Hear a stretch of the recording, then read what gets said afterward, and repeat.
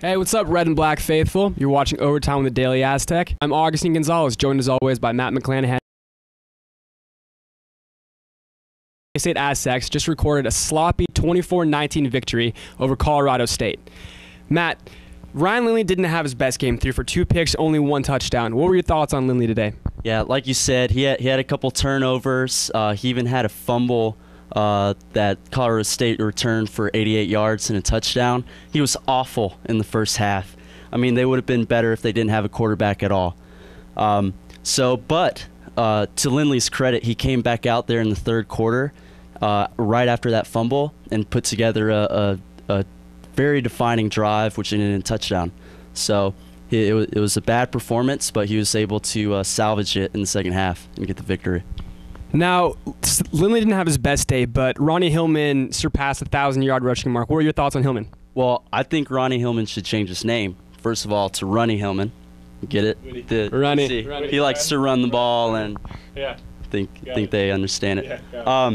But yeah, Ronnie Hillman was amazing. If he wasn't out there on the field, I don't know if the Aztecs would have won this game. They had 5 turnovers. Without Ronnie Hillman, this is probably a loss. Now, Edward, a lot of people weren't even expecting this game to be as close as it was. What did you take away from today?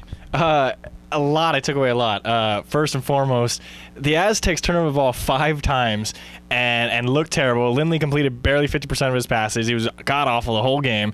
And they won by 4-5, and it should have probably been more like 10-11 down at the end, but they gave up a touchdown. So I don't know whether that tells me that Colorado State's a terrible football team or whether the Aztecs are just that good that where they can turn over the ball 5 times and play like poop and still somehow come out with a win. You just said poop, right? That's on live television. That's how I describe them. But yeah, I don't know. I take away Hillman being great. He's amazing.